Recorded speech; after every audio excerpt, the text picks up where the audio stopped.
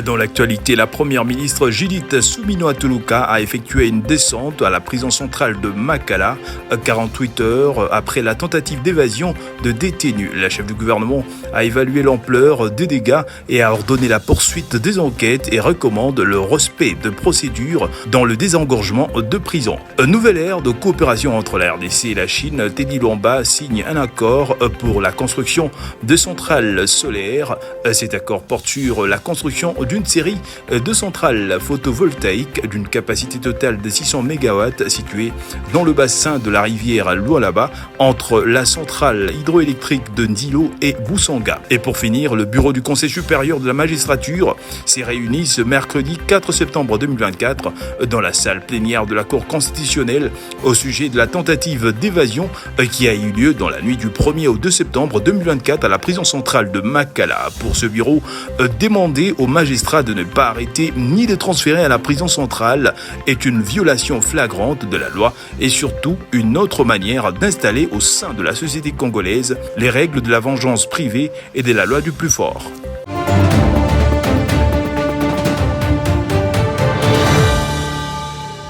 La prison centrale de Makala, la première ministre Judith Suminwa-Tuluka, accompagnée du vice-premier ministre, ministre de l'Intérieur et Sécurité, ainsi que le vice-ministre de la Justice. Ils viennent s'enquérir de l'évolution de la situation, des conditions carcérales après la tentative d'évasion dans la nuit du 1er au 2 septembre. La première ministre est allée au contact direct pour réaliser et vivre la réalité sur terrain. Elle s'est rendue compte à l'urgence en visitant la grande salle de la prison de Makala, totalement incendiée. Le spectre d'une violence extrême est ici visible sur le central de générateur de la prison centrale, totalement démoli par le malfrant. Dans sa suite, elle a encore visité la pavillon qui regroupe les prisonnières. Pour les secours et elle groupe les projets. En cas où il y a manque d'attention sur les réseaux existants, on peut facilement les densifier. La première ministre a échangé avec les détenues femmes. Ensemble, elles ont échangé à huis clos. Enfin vient le tour du médecin directeur de la prison centrale de Makala. Lui aussi, dans les assurances. La cuisine n'a pas été épargnée après avoir été totalement détruite. La première ministre rassure la récomposition pour une bonne alimentation des détenus à la prison. Elle réitère l'engagement de son gouvernement pour mettre en place des mesures phares directes et efficaces afin d'assurer une bonne vie tout en étant prisonnier. C'était aussi important de venir voir comment les choses sont en train de se rétablir. J'ai visité quelques pavillons, notamment celui des femmes. J'ai discuté avec elles. Il est important, et c'est ce qui est en train de se mettre en place, la prise en charge médicale, mais aussi assurer l'alimentation. Comme vous le savez, je ne sais pas si vous le savez, mais tout le dépôt qui servait de réserve en alimentation a été brûlé. Et donc, raison pour laquelle hier, ça a été un peu difficile de reconstituer. Maintenant, il faut voir ensuite comment on va continuer le processus de désengorgement. Ça devra se faire le plus rapidement possible, en respectant la procédure évidemment, et les enquêtes vont continuer. La prison de Makala a été l'objet d'une tentative d'évasion qui a mal tourné, en faisant 129 morts, plusieurs cas de violence et des blessés dénombrés par le communiqué officiel du gouvernement central.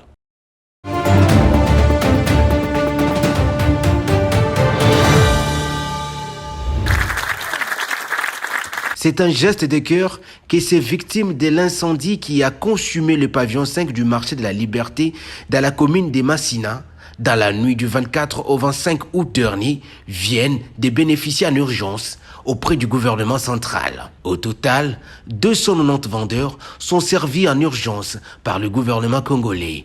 Un geste louable. Au jardin de Premier, à la primature, cette intervention du gouvernement a pour objectif de permettre à ces vendeurs du marché de la Liberté de subvenir aux besoins de leurs ménages pendant cette période de la rentrée scolaire.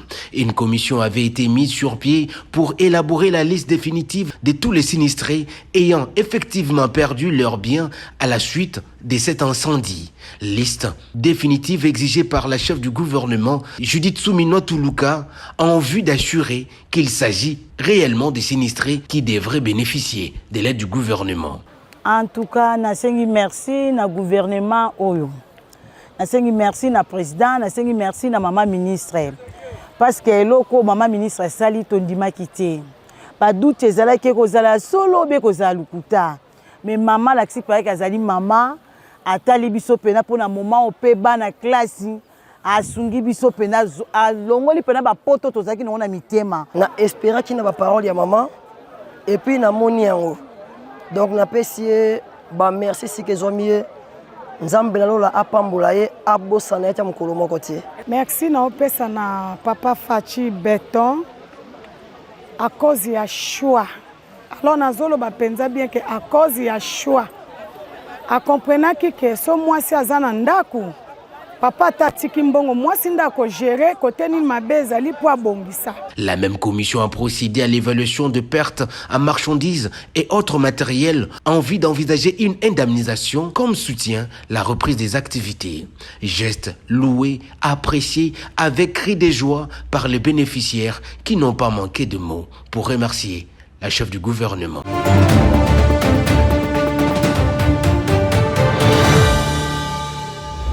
Au pavillon 5 du marché de la Liberté à Massina, c'est un soulagement qui s'observe sur le visage de ces victimes de l'incendie qui avaient totalement consumé leurs marchandises. Ces vendeurs à ces lieux de négoce ont retrouvé sourire grâce à l'assistance financière du gouvernement congolais matérialisée par la première ministre Judith Suminwa-Tuluka. Ces bénéficiaires n'ont que leur bouche pour exprimer leur gratitude. Premier ministre Sali, tosepeli penza tiango biso pitana tosepeli totikala pe nanu komona moto aboyete en tout cas ministre a diboso asepeli si pe tiango na liberté awa ezaka mama en tout cas vraiment zana bo mama penza tosepeli makasi. Merci honorable Guy Kalonji na sepeli penza makasi eloko mama alobaki ekokisami na tuka na sepeli baiko so biso ba bisi atuka zaki pena en ordre tozui osenga tozwa ya po monto sa misana biso ko to banda na biso activité na biso règle zalaki parce que to kasa to zwa te mais de tozui règle zati atuka na sepeli na pesi merci na mokonza mboka chef de l'état papa Fati Aoumela na pesi pe maman na biso na honorable Odika Longipe nzamba bakisela bango atuka ezonga ebele balemba biso to toka bana to sepeli makasi marie to banda moi grand papa nde to père de biloko ebele en tout cas un grand merci penza nazane sengo makasi parce que tozana mama penza ya solo penza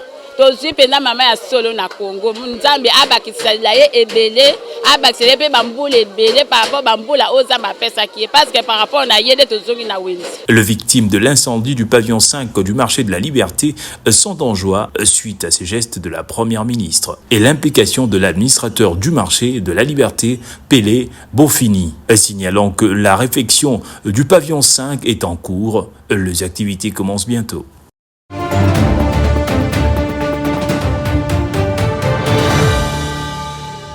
Le bureau du Conseil supérieur de la magistrature s'est réuni ce mercredi 4 septembre 2024 dans la salle de plénière de la Cour constitutionnelle au sujet de la tentative d'évasion qui a eu lieu dans la nuit du 1er au 2 septembre 2024 à la prison centrale de Makala. À l'issue de cette réunion, une note circulaire signée par le vice-ministre de la Justice relative à l'interdiction de transfèrement des détenus préventifs à la prison centrale de Makala et la prison militaire de Ndolo. À ces propos, le bureau note ce qui suit.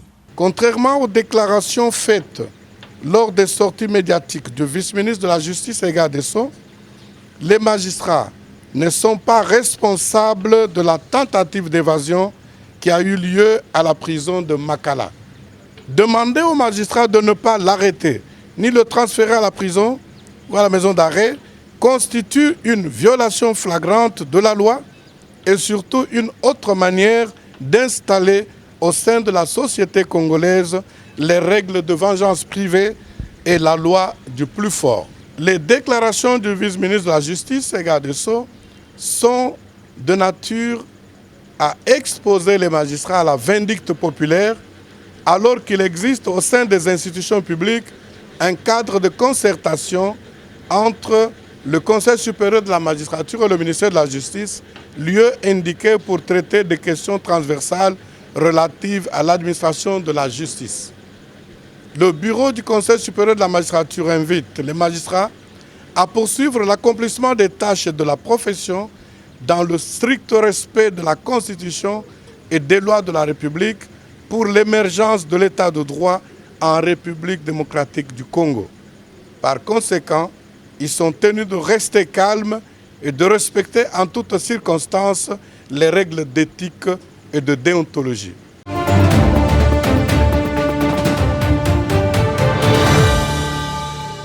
Le ministre des Ressources hydrauliques et de l'électricité a signé mercredi 4 août 2024 un protocole d'accord avec la CMOC au travers de sa filiale CFC. Cet accord porte sur la construction d'une série de centrales photovoltaïques d'une capacité totale de 600 MW situées dans le bassin de la rivière Lualaba entre les centrales hydroélectriques d'Enzilo et Boussonga. C'était après 2 jours de discussions fructueuses lors du Forum économique RDC-Chine. Une nouvelle ère de relations bilatérales s'ouvre entre les deux nations. En croire le ministre Teddy Luamba, ces partenariats historiques prennent aujourd'hui une nouvelle dimension avec la signature de ces protocoles d'accord. Il s'agit de lancer un partenariat avec un groupe chinois, CIMOC, qui va permettre à construire des centrales photovoltaïques, des parcs solaires à côté de toutes nos centrales hydroélectriques. Les parcs photovoltaïques sont très faciles et assez rapides à pouvoir implémenter.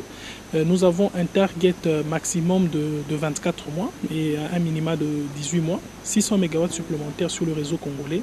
Ça sera une augmentation substantielle sur notre économie et une certaine stabilité dans la fourniture d'électricité. Pour ces derniers, cet accord représente un engagement commun en faveur du développement durable et de l'innovation énergétique. Il a souligné que ces choix stratégiques répondent aux besoins urgents de la population congolaise désireuse de bénéficier d'une meilleure desserte en électricité. Teddy Luamba profite de cette occasion afin de préciser que la construction de centrales solaires nécessite un délai relativement court de 20 à 24 mois pour être mise en œuvre, ce qui va améliorer la desserte en énergie électrique.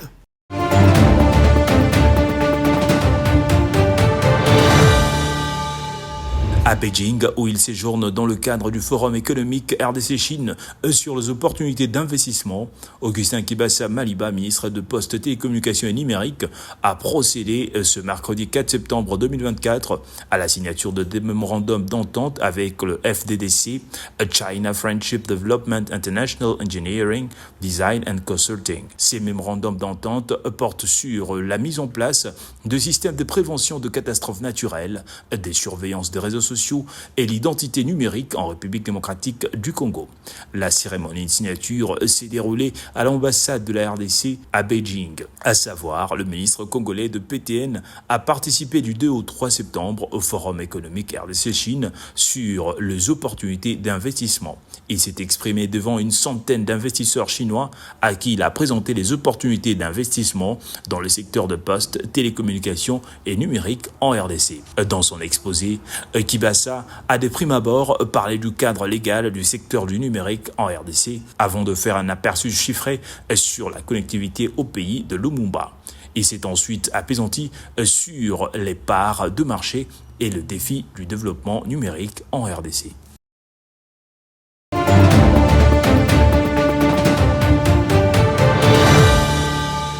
Au Forum économique Chine-Afrique 2024, l'Agence des pilotages des coordinations et des suivis des conventions des collaborations entre la République démocratique du Congo et le secteur privé a porté la voix pour garantir le secteur privé chinois. L'APCSC, par son numéro 1, Maître Freddy Yodi Shembo, a pris part active à l'édition 2024 du Forum économique Chine-RDC. Le directeur général de l'agence n'a pas manqué l'occasion pour séduire ses différents investisseurs devant lui. Il a présenté les opportunités congolaises. Il y a d'énormes avantages et d'ailleurs, le régime des conventions de collaboration, nous avons un modèle. Le modèle phare, l'exemple, c'est la SICOMIN qui a investi et qui est avec nous en partenariat dans ce modèle-là.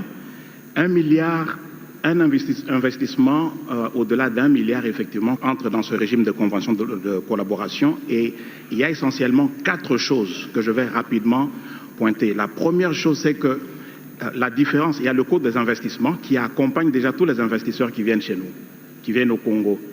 Mais quelle est la différence avec ce régime d'1 milliard?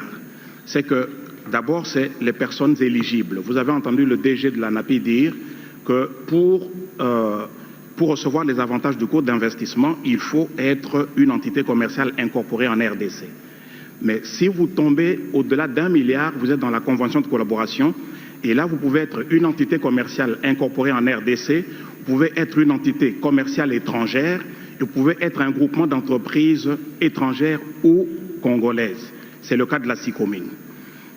Deuxième aspect, ce sont les bénéficiaires qui bénéficient des avantages. Dans le code des investissements, c'est l'entité promotrice du projet qui bénéficie des avantages de ce code. Alors que dans le régime de la convention de collaboration au-delà d'1 milliard, les bénéficiaires sont d'abord l'entité promotrice, mais toutes les sociétés chargées de construction des infrastructures.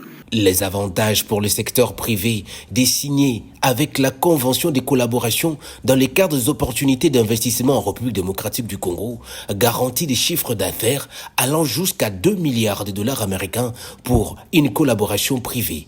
Pourquoi pas séduire davantage les Chinois à investir en termes de millions, voire en termes de milliards.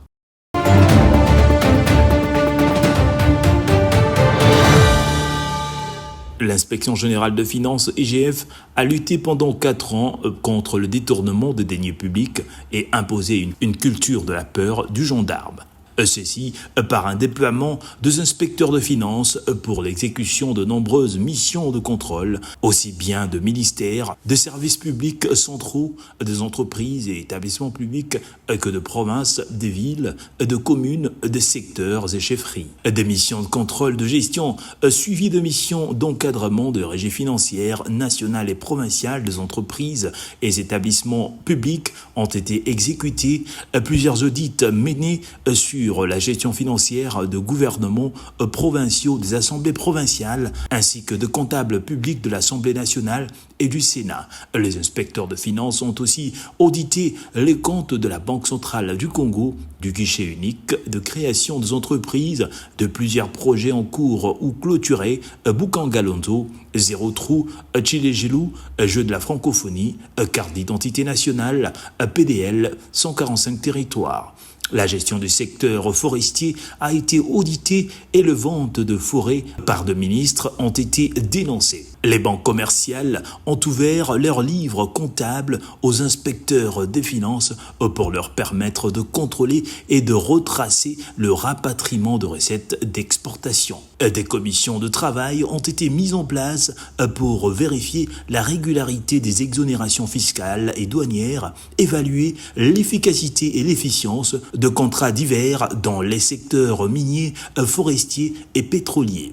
Il a été initié l'appui à la lutte contre le blanchiment de capitaux dans les opérations d'acquisition immobilière. Des missions de contrôle permanentes siègent pour suivre les flux débiteurs et créditeurs du compte général du Trésor pour faire respecter le texte régissant le secteur foncier afin d'assurer le contrôle de la paye des agents publics et nettoyer le fichier général de la paye de plusieurs irrégularités. La convention de collaboration d'avril 2008 entre la RDC et le groupement d'entreprises chinoises, contrat chinois, a été dénoncée et révisitée. Bref, l'inspection générale des finances a déployé durant ces 4 dernières années pour restaurer les bonnes pratiques de gestion de finances publiques. De nobles résultats ont couronné ces stratégies et les actions entreprises.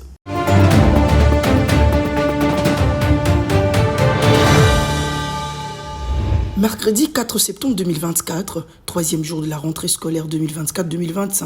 L'équipe de Terre Jeune TV est sur terrain pour un constat d'effectivité de cette rentrée. Plusieurs écoles sont visitées, notamment le complexe scolaire Exoclève à Bibois, collège Chérubin et complexe scolaire Sainte-Lucie à Terre Jeune à Tchongou, dans la commune de Lantsélé. Parmi les écoles citées, le complexe scolaire Exoclève et Sainte-Lucie, la rentrée scolaire est irréprochable, chacun est à son poste. Pour le collège Chérubin, la rentrée scolaire est tellement timide jusqu'à présent. La promotrice du complexe scolaire Exoclève assure le succès de son école. Contrairement aux autres écoles, vraiment chez nous, la rentrée est là.